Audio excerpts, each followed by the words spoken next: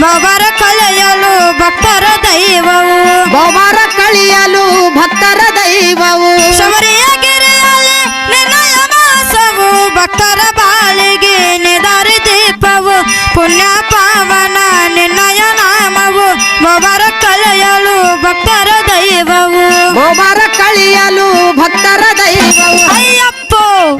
ಪುಣ್ಯ